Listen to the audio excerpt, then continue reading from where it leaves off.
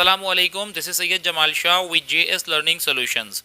आज की इस वीडियो में हम first year English Karachi board की जो बुक है उसका यूनिट 10 जो कि लास्ट यूनिट है उसके क्वेश्चन एंड आंसर्स की इजी उर्दू एक्सप्लेनेशंस देखेंगे। ये यूनिट पर्ल्स ऑफ विजडम के नाम से है। पर्ल्स ऑफ विजडम का मतलब होता है हिकमत या दानाई के मोती। इसमें तमाम तर हिकमत और दानाई की बातें की गई हैं। ये चैप्टर शेख सादी का जो कलेक्शन है उनकी हिकायतों को, उस कलेक्शन को यहाँ पर जो है वो कंपाइल किया गया है, जिसमें स्टार्टिंग में कुछ टेक्स्ट के नेम से हिकायतें हैं और लास्ट में कुछ मैक्सिम्स, ज़रबुल इमसाल कह लें या कुछ कहावतें हैं शेख सादी की जो यहाँ पर लाई गई हैं। Let's move towards the question and answers. Question number 1 है, what did the wealthy man ask the poor brother and what was his reply. जो वेल्दी मैन है, जो अमीर भाई है, वो अपने गरीब भाई से क्या कहता है और गरीब भाई का रिप्लाई क्या होता है। ये दो भाइयों की कहानी है जो कि टेक्स्ट 1 में लिखी हुई है। इसमें अमीर भाई जो है वो सुल्तान की खिदमत में हाजिर रहता है और सुल्तान की खिदमत करके, खिदमत से मुराद उसकी ताबेदारी करके, और उस ताबेदारी करने के बाद उसे जो पैसे मिलते हैं वो उससे गुजर बसर चल रहा होता है और वो अमीर हो जाता है इस तरह से। जबकि उसका जो गरीब भाई है वो अपने बाजुओं पर फ़ख्र करता है और अपनी मेहनत से अपनी रोज़ी रोटी कमाता है।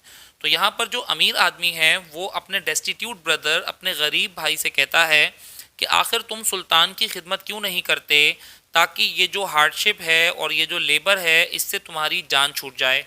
तो गरीब ब्रदर जो है वो उसको रिप्लाई करता है और वो उससे कहता है कि आखिर तुम सख्त मेहनत क्यों नहीं करते ताकि तुम इस ज़िल्लत आमेज़ काम से सुल्तान के सामने हाथ बांध के तुम जो खड़े होते हो, ये जो ज़िल्लत आमेज़ काम है, ताकि तुम इससे छुटकारा क्यों ना पाओ।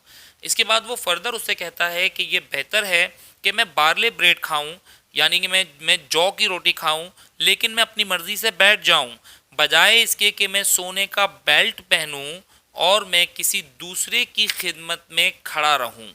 तो मैं मतलब ये जो हिकायत है ये हमें खुददारी का लेसन देती है कि इंसान को खुददार होना चाहिए, और ये लेसन देती है कि हमें अल्लाह का शुक्र अदा करना चाहिए हर हाल में। सेकंड क्वेश्चन है, why could the slave not be pacified even though he was in the same boat with the king. ये दूसरी हिकायत है। इस हिकायत में एक बोट में बादशाह भी होता है और एक उसका ग़ुलाम भी होता है। जब वो बोट एक कैलामिटी में और एक तूफ़ानी हालत में फंस जाती है तो उसके बाद जो ग़ुलाम है वो वहाँ पर एक पैनिक क्रिएट करता है जिससे कश्ती मूव होती है, हिलती है, जिससे तमाम लोगों की ज़िंदगियाँ ख़तरे में पड़ जाती हैं। तो इस क्वेश्चन में ये बात पूछी गई है कि स्लेव जो है वो पैसिफाइड क्यों नहीं हुआ, वो काम क्यों नहीं हुआ, वो सूद क्यों नहीं हुआ, वो कंटेंटेड क्यों नहीं हुआ, पुरसुकून क्यों नहीं हुआ, हत्ता कि वो सेम बोट में था जिसमें बादशाह मौजूद था। अब इसका आंसर देखिए, स्लेव जो है वो पैसिफाइड नहीं हुआ हत्ता कि वो सेम बोट में था जिसमें बादशाह था, क्योंकि सबसे पहले जब कैलेमिटी आई तो उसे ये ख़तरा लाहक हुआ कि मैं डूब जाऊंगा और मैं मर जाऊंगा। तो उस वक्त वो सिर्फ अपनी सेफ्टी के बारे में सोच रहा था और वो बोट की सेफ्टी के बारे में नहीं सोच रहा था। तो उस वक्त he could not value the immunity from a misfortune. वो जो मिसफॉर्च्यून जो तमाम लोगों पर आया था उसकी सेफ्टी के बारे में नहीं सोच रहा था।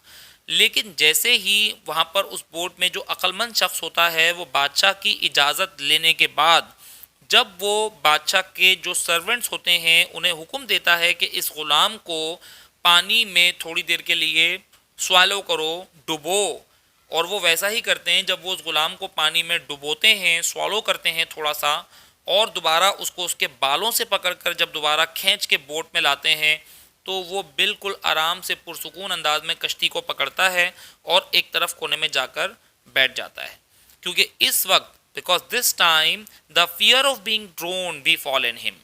अब इस वक्त उसके ऊपर जो है वो डूबने का खौफ लाहक हुआ और उसे ये पता चला कि अब मैं अगर डूब गया तो मर जाऊंगा।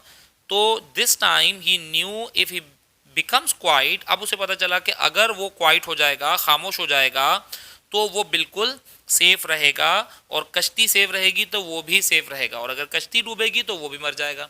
तो इस एक्टिविटी से जो वाइज मैन है, जब वो बादशाह की इजाज़त से ये एक जो है वो एक थेरेपी करता है उस गुलाम के साथ, तो वो गुलाम बिल्कुल पैसिफाइड हो जाता है। क्वेश्चन नंबर 3 है, what did the wise man do to make the slave realise about the security of boat. Same question है, सेम बातें आएंगी इसमें। For the security of boat it was necessary, ये बात ज़रूरी थी बोट की सिक्योरिटी के लिए कि वहाँ पर पैनिक ना क्रिएट किया जाए। जबकि वो जो स्लेव था वो फ्राइटेंड हो गया, खौफजदा हो गया था, और उसने वहाँ पर चीखना और ट्रैम्बलिंग करना, मतलब हिलना शुरू कर दिया था। जब वो पैसिफाइड नहीं हुआ, काइंडनेस से, आराम से समझाने के बावजूद भी, तो वाइस मैन ने एक ट्रिक अप्लाई की उसके ऊपर, ताकि वो स्लेव जो है वो खामोश हो जाए, और उसको पानी में डुबोया गया और थोड़ा सा डुबो कर उसको दोबारा बाहर निकाला गया। उसके बाद वो आराम से जाकर बैठ गया। इस तरह से वाइज मैन ने जो है उसे ये बात रियलाइज़ करवाई कि अगर वो खामोशी से बैठेगा तो हम कुछ प्लान कर सकते हैं, और ये बोट अगर सिक्योर रहेगी तो हम सिक्योर रहेंगे। और जब वो खामोशी से बैठ गया तो बोट जो है वो भी स्मूथ हो गई, जिसकी वजह से वो इस तमाम जो है वो कैलेमिटी से बच गए। क्वेश्चन नंबर 4 है, what kind of virtue the sage wanted to teach to his students. वो कौन सी सलाहियत की बात है जो जो सेज था, दाना शख्स, अक्लमंद शख्स जो था, वो अपने स्टूडेंट को सिखा रहा था। सेज जो था वो ये टीच कर रहा था अपने स्टूडेंट्स को कि वो किसी प्रोफेशन को, किसी स्किल को सीखें। एजुकेशन के साथ साथ कोई प्रोफेशनल स्किल का होना बहुत ज़रूरी है, क्योंकि जो प्रॉपर्टी और वेल्थ जो है उस पर आप रिलाय नहीं कर सकते, ना ही आप सोने और चांदी पर रिलाय कर सकते हैं। वो भी जो है वो किसी ओकेजन पर आपके लिए ख़तरा बन सकते हैं। या तो कोई चोर उन्हें चुरा कर ले जाएगा, या आप ग्रेजुअली थोड़ा थोड़ा करके आप उनको खर्च कर देंगे। लेकिन प्रोफेशनल स्किल जो है वो आपकी परमानेंट वेल्थ होती है, और प्रोफेशनल बंदा जो है वो जहाँ कहीं भी जाता है वो रिस्पेक्ट अर्न करता है और उसको हाई प्लेसेस पर बिठाया जाता है। जबकि अनस्किल्ड बंदा जो होता है वो हार्डशिप्स का सामना करता है और वो अपनी दौलत को आहिस्ता आहिस्ता खो देता है। क्वेश्चन नंबर 5 है, how does a professional man earn respect according to the sage. अक्लमंद शख्स के मुताबिक कोई भी पेशावर आदमी इज्जत किस तरह से कमाता है। कोई भी प्रोफेशनल शख्स जो है वो रिस्पेक्ट अर्न करता है अपनी सर्विसेज की वजह से, ठीक है। और एवरीवेयर, जहाँ कहीं भी वो जाता है दुनिया में, उसकी सर्विसेज की बिना पर उसकी रिस्पेक्ट की जाती है। लोग उसकी रिस्पेक्ट करते हैं, उसको अप्रिशिएट करते हैं, उसकी स्किल्ड जो कैपेबिलिटीज़ हैं उसकी वजह से, और उसकी आर्टिस्टिक कैपेबिलिटीज़ की वजह से, और जो इनोवेशन और क्रिएटिव माइंड होता है उसकी वजह से। क्योंकि ये जो पेशावर लोग होते हैं ये बहुत हार्ड वर्किंग होते हैं। ये किसी भी दौलत को एक्यूमुलेट करने या जमा करने पर बिलीव नहीं रखते, बल्कि इनको अपने ज़ोर बाजू पर यकीन होता है, और अपनी स्किल्स पर इनको भरोसा होता है। लोग इनको अप्रिशिएट करते हैं क्योंकि ये बहुत हार्ड वर्किंग होते हैं। इनकी स्किल और इनका प्रोफेशन जो है ये इटसेल्फ इनके लिए वेल्थ होती है, और ये इनके काम से रिफ्लेक्ट करती है। क्वेश्चन नंबर 6 है, who is lucky and who is unlucky according to the maxim. एक कहावत के मुताबिक लकी और अनलकी शख्स कौन से होते हैं। तो इस मैक्सिम के मुताबिक हर वो शख्स जो है लकी होता है जो खाता है और जो साथ ही साथ मेहनत भी करता है, बोता भी है। मतलब जो अपनी फसल पहले बोता है, फसल लगाता है, इन सब चीज़ों को एक्सपीरियंस करने के बाद जब वो खाता है तो वो लकी है। और हर वो शख्स अनलकी होता है कि जो ऐसे ही मर जाता है और जो अपनी ज़िंदगी को एक्सपीरियंस नहीं करता। तो ऐसा शख्स अनलकी होता है जो अपनी लाइफ के तमाम मूवमेंट्स को इंजॉय नहीं करता। तो काम को भी इंजॉय करना चाहिए। हम जो भी काम करते हैं उस काम को भी जब हम इंजॉय करते हैं, जैसे स्टूडेंट्स हैं उनको चाहिए कि वो एजुकेशन को इंजॉय करें, वो एजुकेशन को एक बर्डन ना लें। वैसे ही जो टीचर्स हैं उनको ये चाहिए कि वो टीचिंग को बर्डन ना लें और वो टीचिंग को एंजॉय करें। जब आप अपने काम को एंजॉय करते हैं तो आपकी लाइफ चार्मिंग हो जाती है, अट्रैक्टिव हो जाती है, और आपको अपनी ज़िंदगी गुजारने में मज़ा आता है। तो इस सेज के मुताबिक हर वो शख्स लकी है जो मेहनत करता है और ज़िंदगी को एंजॉय करता है, ठीक है, बजाय इसके कि वो बस खाता है और सोता है और कोई प्रोडक्टिव काम नहीं करता। तो ऐसा शख्स अनलकी है। कोई भी अपना सीक्रेट जो है वो कन्फाइड ना करें, डिस्क्लोज ना करें अपने दोस्तों को। आप इस स्टेटमेंट से कितना अग्री करते हैं? तो मैं फुली एग्री करता हूँ इस स्टेटमेंट से, क्योंकि कन्फाइड नहीं करना चाहिए, डिस्क्लोज नहीं करना चाहिए, रिवील नहीं करना चाहिए। कोई भी आपका सीक्रेट जो आपको पता है वो अपने दोस्तों को आप ना बताएं, क्योंकि आप वो पजेस करते हैं। क्योंकि हो सकता है कि इमीडिएट फ्यूचर में, आने वाले वक्त में, वो दोस्त जो है वो आपका दोस्त ना रहे और वो आपका दुश्मन हो जाए, और इस तरह से वो आपका राज जो है वो दूसरे लोगों को ना बता दें। तो बेहतर ये है कि आपके जो ज़ाती राज हैं उसमें आप किसी दूसरे शख्स को राजदार ना बनाएं। और इसमें हज़रत अली का ये कौल भी है कि ऐसा शख्स इंतहाई बेवकूफ़ होता है जो अपना राज किसी को बताता है और फिर उस शख्स की मिन्नत करता है कि इस राज को किसी और को ना बताया जाए। क्वेश्चन नंबर 8 है, identify the maxim which reflects the value of real things never fades और शैटर्स। उस मैक्सिम को आइडेंटिफाई करें या लिखें कि जिसमें रियल थिंग्स की बात हो रही है कि वो शैटर नहीं होती और वो फैड नहीं होती। तो वो मैक्सिम जो इस चीज़ को हाईलाइट करती है वो नीचे मुंदरजा झैल दी गई है। इवन आफ्टर, ये इन्वर्टेड कॉमास में लिखी गई है, एज इट इज़ कोट होगी है, ठीक है।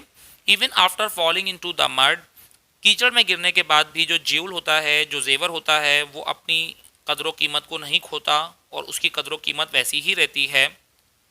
और जो डस्ट है, आप उसे जितना आसमान पर उछाल दें वो उतना ही कंटेम्प्टेबल, काबिल नफ़रत रहता है, ठीक है, कीचड़ है या डस्ट है, जैसा कि वो पहले था। तो capacity without education is deplorable. आपके पास एजुकेशन तो है लेकिन सलाहियत नहीं है, तो ये डिप्लोरेबल है, मतलब ये यूज़लेस है। और एजुकेशन बगैर कैपेसिटी, उसको भी फेंक देना चाहिए। तो ये कैपेसिटी और जो आपकी एजुकेशन है, ये दोनों नागुज़ीर हैं एक दूसरे के साथ साथ। अगर एजुकेशन है तो सलाहियत भी होनी चाहिए, सलाहियत है तो साथ साथ एजुकेशन होगी, तो उन सलाहियतों को आप बेहतर अंदाज में बरूए कार ला सकेंगे। क्वेश्चन नंबर 9 है, what kind of suggestions did Imam Ghazali give to the people. कौन सा मशवरा इमाम गज़ाली लोगों को देते हैं? इमाम गज़ाली ये सजेशन देते हैं लोगों को कि किसी भी चीज़ के बारे में अगर उन्हें कुछ नहीं पता तो वो उस चीज़ के बारे में पूछ लें। ये हज़रत इमाम गज़ाली की ज़हानत, उनकी नॉलेज का राज है। और वो ये कहते हैं कि उन्होंने कभी कोई शर्मिंदगी महसूस नहीं की उस चीज़ को पूछने के बारे में कि जो चीज़ उन्हें नहीं पता थी। और वो मज़ीद ये कहते हैं कि ये बिल्कुल यूज़लेस है कि आप एक ऐसे कारवान के साथ चलें कि जिसकी मंजिल का आपको अंदाज़ा नहीं है। तो आप ऐसे कारवान के साथ आपको जो है वो नहीं चलना चाहिए। और ये it is like to prescribe medicine, ये बिल्कुल ऐसा ही है कि आपने मेडिसन तो प्रेस्क्राइब कर दी लेकिन आपको बीमारी का नहीं पता, बीमारी आपने डायग्नोज नहीं की, तो बीमारी पहले डायग्नोज करेंगे फिर मेडिसन देंगे। ऐसे ही आपको कारावान की मंजिल का पता होगा तो आप उस कारावान के साथ चलेंगे। बिल्कुल ऐसे ही अगर किसी चीज़ के बारे में नहीं पता तो आप उस कॉन्वर्सेशन में जो है वो पहले उस चीज़ को पूछ लें। जब आप पूछ लेंगे तो आप उस कॉन्वर्सेशन का हिस्सा बन जाएंगे, क्योंकि अब आपको उसके बारे में पता होगा। क्वेश्चन नंबर 10 है, which tale from the above text do you like the most and why. ये जितनी भी टेल्स हैं इसमें से आपको कौन सा टेक्स्ट जो है वो पसंद है और वो क्यों पसंद है? I like the tale of Sheikh Saadi from text 1। Text 1 की जो टेल है वो मुझे बहुत ज़्यादा पसंद है। ये हमें बेस्ट मैसेज देती है, इससे हमें लेसन मिलता है सेल्फ़ रिस्पेक्ट का और सेल्फ़ पोजीशन का। ये हमें सिखाती है कि हमें डिपेंडेंट होना चाहिए और अपनी स्किल पर, अपने हाथों पर भरोसा करना चाहिए, बजाय इसके कि हम किसी दूसरे की खिदमत करें और फिर उससे हम पैसों की भीख मांगें। ये हमें लेसन देता है, ये जो टेक्स्ट है, ये जो स्टोरी है, लेसन देती है ग्रेटफुलनेस का, कि हमें अल्लाह ताला का शुक्रगुजार होना चाहिए। और अल्लाह ताला का, whether we are in a good time और इन अ बैड सिचुएशन, चाहे हम अच्छी वक्त में हैं, अच्छे टाइम में हैं, अच्छी सिचुएशन में हैं या बुरी सिचुएशन में हैं, गरीब हैं या अमीर हैं, हर हाल में अल्लाह ताला का शुक्र अदा करना चाहिए। वाइज मैन जो है, एक अक्लमंद आदमी ने बिल्कुल सही कहा कि ये बेहतर है कि आप बार्ले ब्रेड खाएँ और आप बैठ जाएँ, बजाय इसके कि आप सोने की बेल्ट बांधें और आप किसी दूसरे की खिदमत में खड़े रहें। ये थी हमारी आज की वीडियो, जिसमें हम लोगों ने तमाम तर जो है वो हिकमत की बातें सीखी जो कि शेख सादी ने हमें बताई थी। ये सारी की सारी हिकमत की बातें हमें वैसे भी पता होनी चाहिए और ये एग्जामिनेशन पॉइंट ऑफ व्यू से भी बहुत ज़्यादा इम्पॉर्टेंट हैं। आई होप कि मैंने इस चैप्टर को बहुत आसान करके इसके क्वेश्चंस आप लोगों के सामने एक्सप्लेन किए हैं। आप ये अच्छी तरह से लर्न कर लीजिएगा, ठीक है। Take a good care of yourself. अल्लाह हाफिज़, अपना ख्याल रखिएगा।